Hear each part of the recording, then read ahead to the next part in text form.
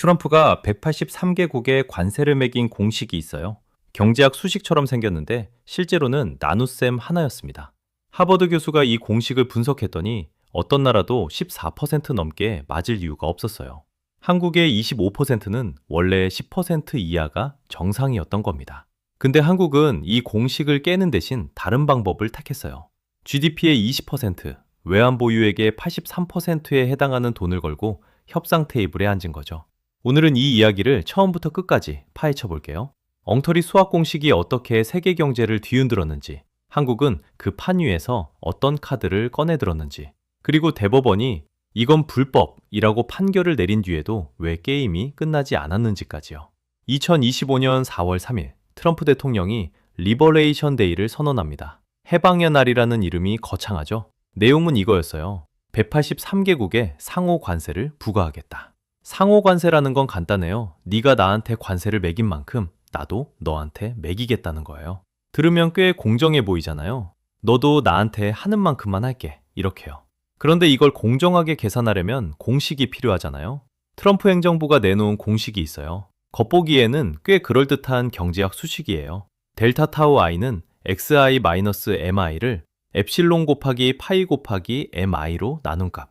그리스 문자의 첨자까지 뭔가 진짜 경제학자들이 치열하게 연구해서 만든 것처럼 보이죠? 여기서 주목해야 할 게 있어요. 이 공식에 들어가는 핵심 변수가 두 개 있어요. 엡실론이라는 변수에 4를 넣었고 파이라는 변수에 0.25를 넣었어요. 자, 여기서 잠깐. 4 곱하기 0.25가 뭔지 아시죠? 1이에요. 분모에서 이 두 변수가 서로를 곱하는데 결과가 1이니까 그냥 사라지는 거예요. 남는 게 뭐냐면요. 그 나라가 미국에 수출한 금액에서 미국에서 수입한 금액을 뺀 다음 수입액으로 나눈 값이에요. 복잡하게 풀었으면 이렇지만 쉽게 말하면 그냥 무역 흑자율이에요. 나눗셈 하나, 비율을 하나 들어볼게요. 교수가 기말 시험을 만들었는데 이상한 채점 기준을 숨겨놨어요. 학생이 어떤 답을 쓰든 점수가 딱 50점이 나오게 짜놓은 거예요. A를 쓰든 B를 쓰든 C를 쓰든 채점 기준을 통과하면 결국 같은 점수가 나와요. 학생들은 열심히 시험을 보지만 답은 처음부터 정해져 있었던 거죠. 공식은 그냥 있어 보이려고 붙여놓은 장식이었어요. 이걸 밝혀낸 사람이 있어요. 하버드 경영대학원의 알베르토 카바요 교수. 가격 데이터를 전문으로 연구하는 분인데요. 이분이 공식을 뜯어보다가 핵심 문제를 찾아냈어요. 아까 말한 파이 값이에요. 파이는 관세 전가율이라고 하는데 쉽게 말하면 수입품 가격이 올라갔을 때 그게 소비자한테 얼마나 전달되느냐를 나타내는 숫자예요. 트럼프 행정부는 이걸 0.25로 넣었어요. 수입품 가격이 100원 오르면 소비자 가격은 25원만 오른다는 뜻이거든요. 나머지 75원은 어디로 가느냐? 유통 단계에서 흡수된다는 건데 현실에서 그런 일은 잘 안 벌어져요. 카바요 교수가 실제 데이터로 계산하니까 이 값이 0.945가 나왔어요. 거의 95%가 소비자한테 그대로 전달된다는 거죠. 상식적으로 당연한 결과예요. 수입품이 비싸지면 우리가 사는 물건도 비싸지잖아요. 자, 그러면 이 파이 값을 0.25가 아니라 0.945로 제대로 넣으면 어떻게 되느냐? 전체 관세율이 약 4배나 과대평가된 거예요. 올바르게 계산하면 어떤 나라도 14%를 넘을 이유가 없었어요. 한국의 25%, 10% 이하가 맞는 거였습니다. 이게 얼마나 엉터리였는지 보여주는 사례가 두 개 있어요. 첫 번째, 영국이에요. 미국이 영국과의 무역에서 오히려 119억 달러 흑자를 보고 있어요. 그러니까 미국이 영국에 더 많이 파는 거예요. 상호 관세 공식대로라면 영국한테 관세를 매길 이유가 전혀 없죠. 그런데도 10%를 때렸어요. 두 번째는 더 황당해요. 에콰도르를 환율 조작국으로 지정했어요. 환율 조작국이라는 건 자기 나라 돈의 가치를 인위적으로 조작해서 수출을 유리하게 만든다는 건데요.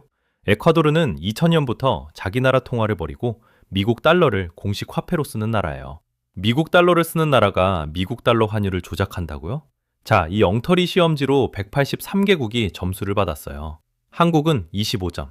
그러면 한국이 25%를 맞은 근거가 뭔지 아세요? 한국은 한미 FTA라는 게 있잖아요. 2012년에 발효된 한국과 미국이 서로 관세를 없애기로 한 약속이요. 이 FTA 덕분에 한국이 미국에 내는 실질 관세가 0%였어요. 한국산 자동차도, 반도체도, 가전제품도 관세 없이 미국에 들어갔거든요. 그런데 트럼프 행정부는 관세가 아닌 다른 걸 꺼내 들었어요. 비관세 장벽이라는 개념이에요. 비관세 장벽이 뭐냐면 관세가 아닌 다른 방법으로 수입을 막는 거예요. 인증제도, 규제, 세금 같은 것들이요. 트럼프가 한국한테 들이댄 항목을 보면요. 첫 번째, 부가가치세 10%를 관세로 간주했어요. 여러분, 식당에서 밥 먹을 때 영수증 보면 부가세 10% 따로 적혀 있잖아요. 이건 한국에서 팔리는 모든 제품에 똑같이 붙는 세금이에요. 미국 제품이든 한국 제품이든 똑같이 10%가 붙어요. 미국 제품만 차별하는 관세가 아니란 말이에요. 그런데도 트럼프가 이걸 보고 너네 나한테 관세 10% 매기는 거지? 라고 한 거예요. 여기에다가 구글 지도 데이터 반출 거부, 쌀 관세 513%, 미국산 소고기 30개월 이상 수입 금지 같은 항목들을 다 합쳐서 비관세 장벽이 50%에 달한다고 주장했어요. 그래서 그 절반인 25%를 상호관세로 때린 겁니다. 근데 아까 봤듯이 이 공식 자체가 결국 무역 흑자율 나눗셈이었잖아요. 한국의 대미 무역 흑자율이 약 50%니까 그 절반을 적용한 건데 비관세 장벽 논리는 그냥 포장지였던 셈이에요. 이게 한국에만 벌어진 일이 아니에요. 전 세계가 동시에 맞았거든요. 특히 미국과 중국 사이에서는 관세 전쟁이 말 그대로 치킨 게임이 됐어요. 날짜별로 따라가 볼게요. 4월 4일, 중국이 미국산의 34% 보복 관세를 발표해요. 너 그러면 나도 이만큼. 그러자 4월 9일, 미국이 중국에 104%를 매겨요. 중국이 84%로 받아치자 같은 날 미국이 145%까지 끌어올립니다. 다음 날 중국이 125%로 최종 대응했어요. 경매장에서 두 사람이 가격을 올리는 장면을 상상해 보세요. 어느 순간 물건의 실제 가치는 의미가 없어지고 순수하게 자존심 싸움이 된 거예요. 145% 대 125%. 이 숫자의 의미가 뭐냐면요. 100만 원짜리 중국산 물건을 미국에서 사면 245만 원을 내야 하고 100만 원짜리 미국산 물건을 중국에서 사면 225만 원을 내야 한다는 거예요. 사실상 양국 간의 정상적인 무역은 불가능한 수준이에요. 그런데 4월 10일 반전이 일어납니다. 트럼프가 갑자기 중국을 뺀 75개국에 90일 유예를 선언한 거예요. 상호관세 대신 10%만 매기겠다고요. 놀라운 건 불과 몇 시간 전에 백악관이 이 소식을 가짜뉴스라고 공식적으로 부인했었어요. 그러다 트럼프가 자기 SNS인 트루스 소셜에 직접 올리면서 번복한 거예요. 자기 행정부가 부인한 걸 본인이 뒤집은 겁니다. 이 소식에 시장이 어떻게 반응했냐면요. 당일 나스닥이 12% 급등했어요. 이게 역사상 일간 상승률 2위예요. 1위가 2001년 1월인데 그때 이후 한 번도 이런 적이 없었어요.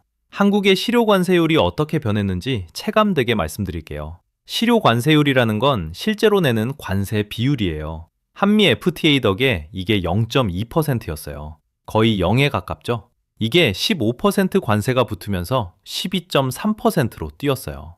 50배 폭등입니다. 미래에셋증권 분석인데요. 50배라는 숫자가 잘 안 와닿으시죠?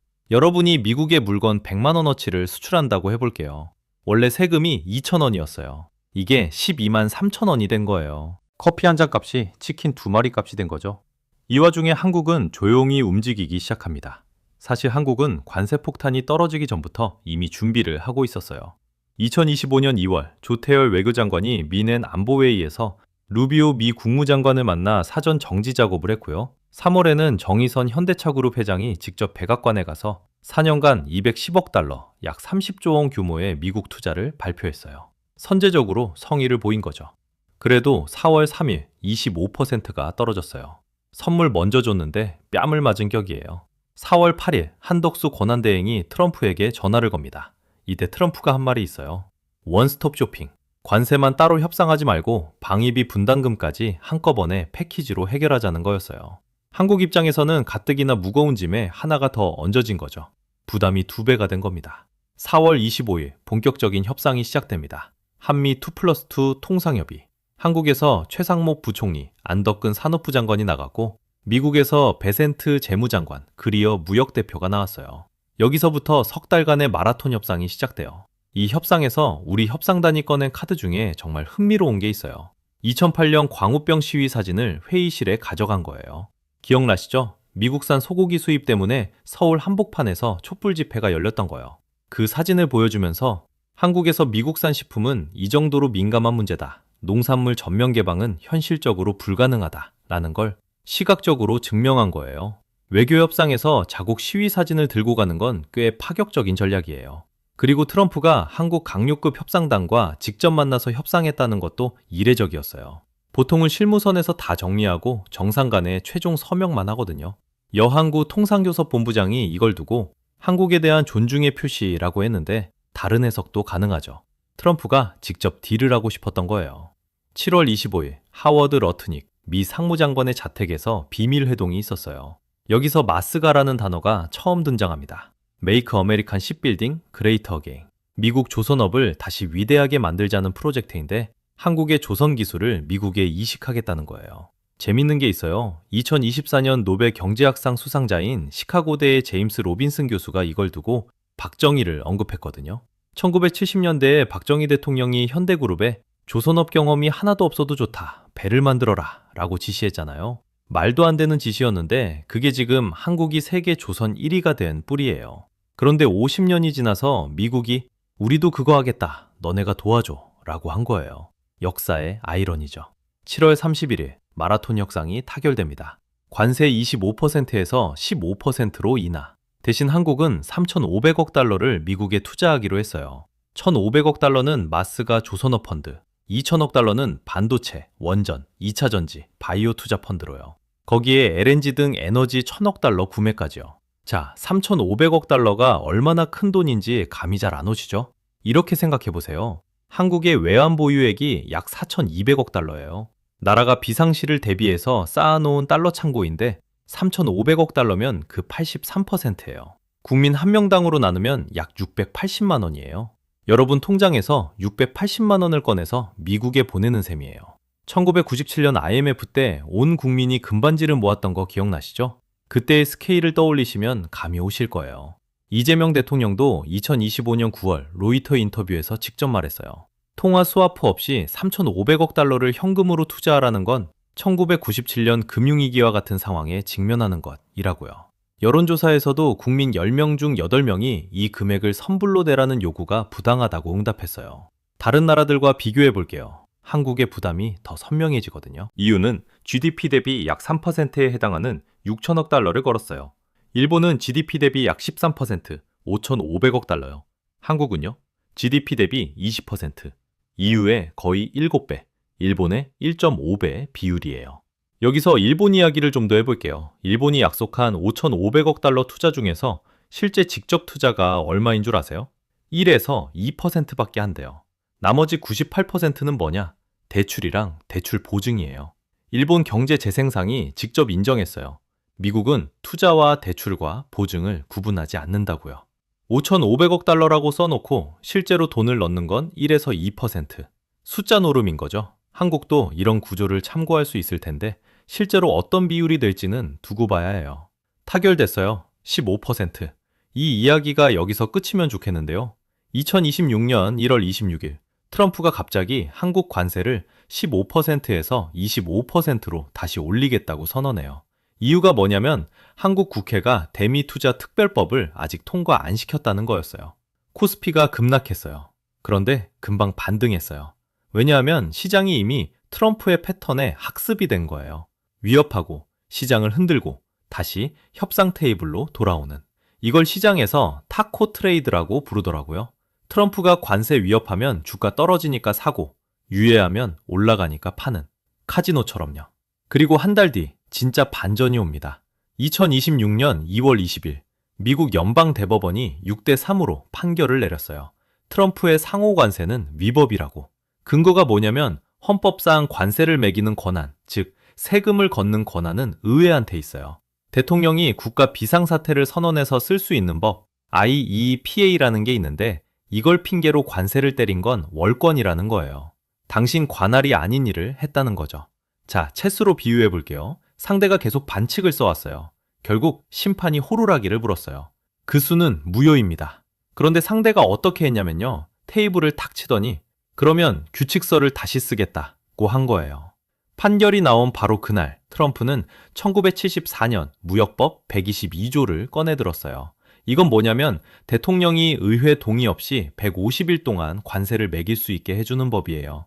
IEEPA가 막혔으니까 다른 법을 찾아낸 거죠.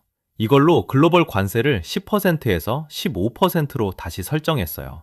대법원이 문을 닫으니까 창문으로 들어온 격이에요. 그리고 한 달 뒤인 3월 12일 한국 국회가 대미투자 특별법을 통과시킵니다. 찬성 226표, 반대 2표. 사실상 여야 합의로 압도적 통과를 시킨 거예요. 3,500억 달러 투자를 이행할 법적 근거, 한미전력투자공사를 만들 근거가 이때 만들어졌어요. 나눗셈 하나가 183개국의 경제를 흔들었고 우리의 월급과 물가를 바꿨어요. 공식은 가짜였지만 그 위에 지은 건물은 진짜입니다. 다음에 뉴스에서 관세 협상 타결이라는 헤드라인을 보시면 그 뒤에 누군가의 외환 보유액 83%가 걸려 있었다는 걸 한번 떠올려 보세요.